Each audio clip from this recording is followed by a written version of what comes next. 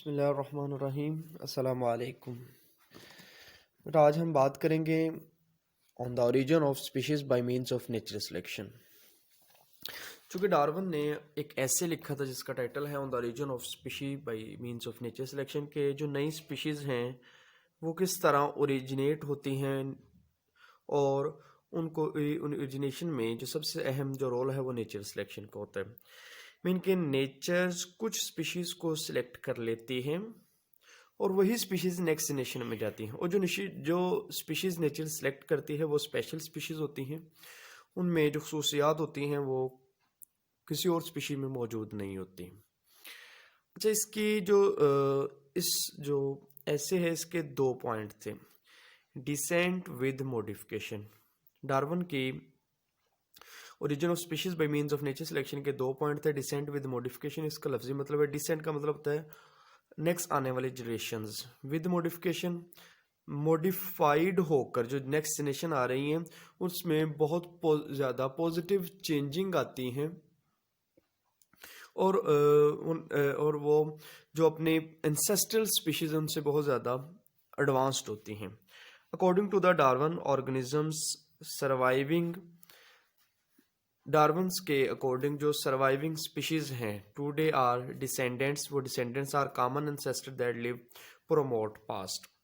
कहते हैं जो फ्यूचर में पास्ट गुजर चुका है, पास्ट में जो टाइम गुजर चुका है उनसे मुख्तलिफ स्पीशीज आज मौजूद हैं। क्योंकि स्पीशीज वही हैं, एंसेस्टर और जो डिसेंडेंट्स हैं इनमें शक्लो सूरत, जेनेटिक्स और ट्रेड्स के पॉइंट ऑफ व्यू से बहुत सारी चेंजिंग मौजूद होती हैं।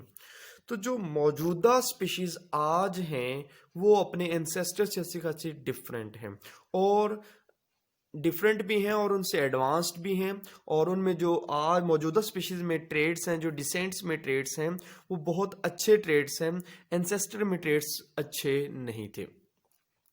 इसको हम मिसाल देते हैं एक दरख्त के साथ। जिस तरह एक दरख्त की मेन ब्रांच ये है, इस मेन स्टेम ये है, मेन स्टेम से निकली ब्रांचेस,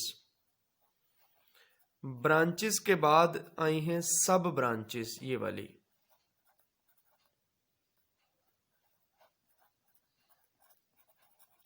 बेटा एवोल्यूशन में ऐसा ही होता है कि एवोल्यूशन में एंसेस्टर से ऑफस्प्रिंग, इनमें वेरिएशन मौजूद है जिसको हम नाम दिया ब्रांचेस का। इनसे फर्दर आई फर्दर ऑफस्प्रिंग सब ब्रांचेस की फॉर्म में। अब एंसेस्टर से जितनी भी डिसेंडेंट्स जनरेशन्स आ रही हैं उनमें मॉडिफिकेशन आ रही है और एट द एंड जो जनरेशन होगी वो जनरेशन होगी जिसको नेचर सेलेक्ट कर रहा है और इसमें स्ट्रॉन्ग कैरेक्टर्स मौजूद हैं जिनको नेचर सेलेक्ट कर रही है। दूसरी पॉइंट हम बताएंगे कि नेचुरल सिलेक्शन के पॉइंट्स। तो यहाँ पे हम बात करेंगे कि Darwin suggest that population of individual species, हर जो इंडिविजुअल स्पीशी है इसकी जो पॉपुलेशन है बिकम बेटर, ये फ्यूचर में आने वाली हर जनरेशन की जो पॉपुलेशन है ये बेहतर से बेहतर हो रही है।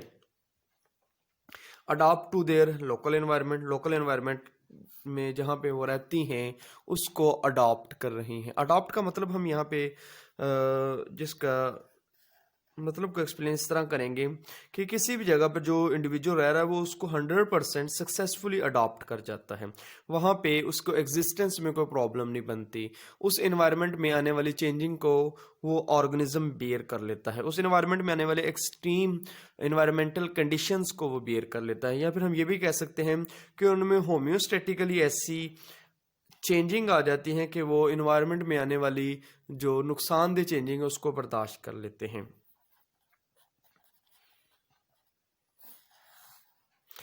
अब नेचर सिलेक्शन के 3 मेजर पॉइंट्स हैं, इसको बेस किया गया है किन बुनियादों पर। पहला पॉइंट आएगा प्रोडक्शन ऑफ मोर इंडिविजुअल, अब बड़ी तादाद में इंडिविजुअल्स प्रोड्यूस हो रहे हैं देन एनवायरनमेंट कैन सपोर्ट, जबकि एनवायरनमेंट इतने इंडिविजुअल्स को, इतने जानदारों को सपोर्ट नहीं कर सकता उसके बावजूद बहुत ज़्यादा तादाद में इंडिविजुअल्स प्रोड्यूस हो रहे हैं, leading to struggle for existence. अब इंडिविजुअल की तादाद ज़्यादा है लेकिन इन्वायरमेंट कम इंडिविजुअल्स को सपोर्ट कर पा रहा है, तो इस तरह कहते हैं कि जो इंडिविजुअल्स ज़्यादा तादाद में उनके दरमियान आपस में मुकाबला शुरू हो जाता है, स्ट्रगल शुरू हो जाती है एग्जिस्टेंस के लिए। अब जिंदा रहना, मैं इसको हम इस तरह बताते हैं कि 10 लोगों की खुराक है और लोग हैं 50, तो 50 में से वो 10 लोग जो सबसे ज़्यादा स्ट्रोंग होंगे वो इस खुराक को तो अचीव कर लेंगे, लेकिन बाकी 40 लोग इस खुराक को अचीव नहीं कर पाएंगे।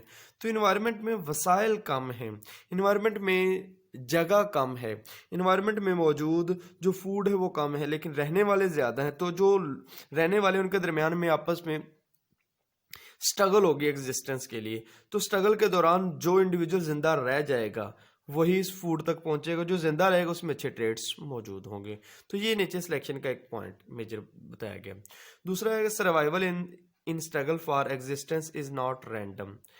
अब जो एग्जिस्टेंस के लिए जो सर्वाइवल है ये रैंडम नहीं है, बल्कि एक पैटर्न के तहत चीज चलती है। Those individual whose inherited character fit then best in the environment are likely to leave more offspring than less fit individual।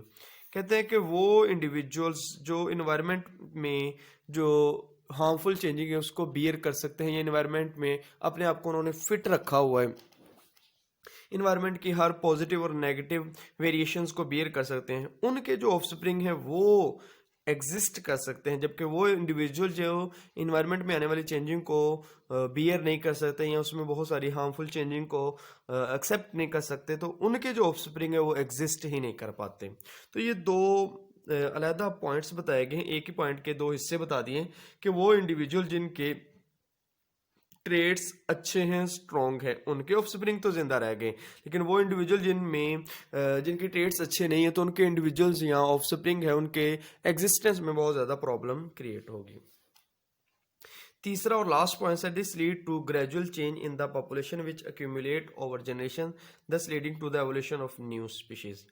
बेटा जो नई स्पीशीज इवॉल्व हो रही है वो कैसे होती है कि हर एक ही स्पीशीज की जनरेशन में, जब हर नई जनरेशन में चेंज आएगी, एवोल्यूशन होगी, वेरिएशन आएगी क्रॉसिंग ओवर के दौरान, और वो वेरिएशन इन्वायरमेंट में मौजूद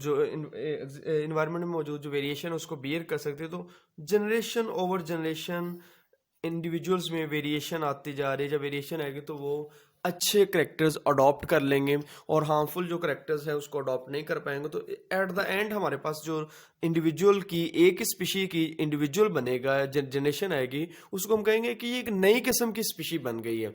जो एंसेस्टर्स एक स्पीशी के जो एंसेस्टर और जो डिसेंड ऑफस्प्रिंग उनमें बहुत ज़्यादा फ़र्क नज़र आ रहा है। ये तो बेटा नेचुरल सिलेक्शन के 3 पॉइंट्स, ये अक्सर शॉर्ट क्वेश्चन में पूछे गए हैं, और ये on the origin of species by nature selection ये लॉन्ग क्वेश्चन भी आ चुका है। तो ये दोनों पॉइंट्स आपने लॉन्ग क्वेश्चन के तौर पर करने हैं। नेक्स्ट हम बात करेंगे जी बेटा, अगर हम डार्विन के जो origin of species by nature selection के पॉइंट्स को एक्सप्लेन करें तो हम बताएंगे कि एक ही स्पीशीज के में जनरेशन ओवर जनरेशन वेरिएशन आ रही है। अब ये वेरिएशन कंटिन्यूस वेरिएशन भी हो सकती है या डिसकंटिन्यूस वेरिएशन। मीन के एक जनरेशन है, जनरेशन नंबर 1, इसके बाद जनरेशन नंबर 2, 3, 4। कहते हैं कि जनरेशन 1 में जो चेंज आई वही 2 में रही, वही 3 में, वही 4 में, तो इसे हम कहते हैं कंटिन्यूस जनरेशन। और अगर ऐसा ना हो कि जनरेशन 1 में एक चेंज आई फिर जनरेशन 2, 3 में वही चेंज मौजूद थी, तो इसे हम कहते हैं डिसकंटिन्यूस जनरेशन।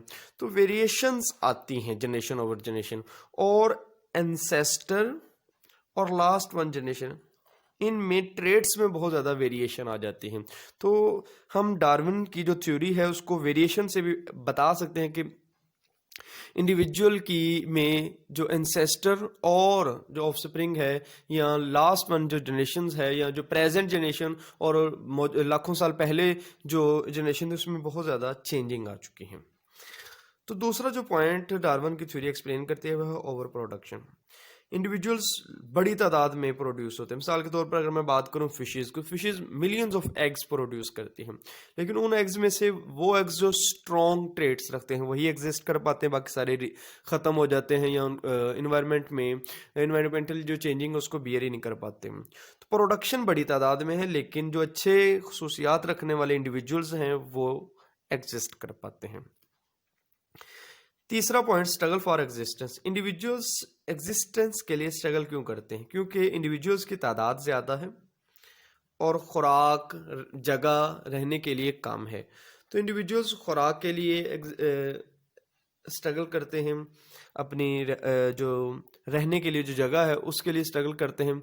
इसके अलावा अपने आप को प्रोटेक्शन के लिए एक दूसरे के साथ झगड़ते हैं, और वो इंडिविजुअल जिनमें अच्छे ट्रेड्स, वेल ट्रेड्स मौजूद होंगे वो एग्जिस्ट कर पाएंगे, जिनमें अच्छे ट्रेड्स नहीं होंगे वो एग्जिस्ट ही नहीं कर पाएंगे। नेक्स्ट पॉइंट है, उसको हम इस तरह बताते हैं कि सर्वाइवल ऑफ फिटेस्ट। इस तरह समझ लें कि वो इंडिविजुअल्स जिसमें फिटेस्ट ट्रेट मौजूद हों वो एग्जिस्ट कर पाते हैं। मीन के सर्वाइवल के लिए ज़रूरी है कि फिटेस्ट ट्रेट्स मौजूद हों। तो फिट ट्रेट रखने वाले इंडिविजुअल्स सर्वाइव कर रहे हैं, जिनके ट्रेड्स फिट नहीं होते वो सर्वाइव नहीं कर पाते। तो लास्ट पॉइंट हम बताएंगे, origin of species by means of nature selection. तो नेचर्स भी अच्छे जीन्स रखने वाले ट्रेड्स को सिलेक्ट कर लेती है, जो ट्रेड्स अच्छे नहीं होते उनको सिलेक्ट ही नहीं करती। जी, लास्ट में हम बात करेंगे न्यू डार्विनिज्म की। तो बेसिकली ये है कि डार्विन की जो थ्योरी है वो बुनियाद थी वेरिएशंस में, पॉपुलेशन के अंदर क्वांटिटेटिव कैरेक्टर्स की बुनियाद पर थी, पॉपुलेशन जेनेटिक्स की बुनियाद पर थी। तो उसमें कुछ चेंजिंग लेकर आए, उसमें वेरिएशंस लेकर आए, तो उसको हमने नाम दिया न्यू डार्विनिज्म। यानी कि डार्विन की ही थ्योरी को नेक्स्ट प्रमोट कर दिया कि that is called new Darwinism. तो सबसे पहले हम बताते हैं कि डार्विन की थ्योरी है क्या थी। वो बेस करती थी पॉपुलेशन जेनेटिक्स पे, variation with in the population पे, क्वांटिटेटिव करेक्टर जो मौजूद हैं विद इन पॉपुलेशन जेनेटिक्स। इन 1930 में मेंडलिज्म और डार्विनिज्म वर रिकैंसल्ड। अब 1930 में पॉपुलेशन का जो जेनेटिक्स है उसको रिकैंसल कर दिया गया। Extensive theory of evolution was developed in 1940। 1940 में एक नई थ्योरी एवोल्यूशन के अकॉर्डिंग डेवलप हुई, उसे हम कहते हैं मॉडर्न सिंथेसिस, या फिर इसको हम नाम देते हैं न्यू डार्विनिज्म का। अब मॉडर्न सिंथेसिस या न्यू डार्विनिज्म किस बुनियाद पर थी? वो था बेटा पैलियोंटोलॉजी। पैलियोंटोलॉजी कहते हैं स्टडी ऑफ फॉसिल्स को। टेक्सोनॉमी, जानदारों को मुख्तलिफ जो नाम देने के तरीक़ेकार हैं और जानदारों को क्लासीफाई किया गया उसकी बुनियाद पर। बायोजियोग्राफी, जानदारों की ज़मीन के मुख्तलिफ हिस्सों में जो डिस्ट्रीब्यूशन है इसकी बुनियाद पर। इकोलॉजी, इथोलॉजी, इकोलॉजी इन्वायरमेंट का इंडिविजुअल के साथ जो रिलेशन है, इथोलॉजी और पॉपुलेशन जेनेटिक्स, इन सब की बुनियाद पर डार्विन की थ्योरी को मज़ीद मॉडिफाइड कर दिया गया और उसको नाम दिया गया न्यू डार्विनिज्म का या फिर मॉडर्न सिंथेसिस का। तो ये था बेटा आज का हमारा लेक्चर, जिसमें हमने डार्विन की जो थ्योरी है उसको एक्सप्लेन करने की कोशिश की। तो ये न्यू डार्विनिज्म अक्सर शार्ट क्वेश्चन पूछा गया, ये दो 1930 और 1940, ये आपने अच्छी तरह याद कर लेना है। और इसकी न्यू डार्विनिज्म किस बुनियाद पर बनाई गई हैं, ये आपने जो पॉइंट्स हैं ये अच्छे से आपको याद होने चाहिए। थैंक यू बेटा, अल्लाह हाफिज़।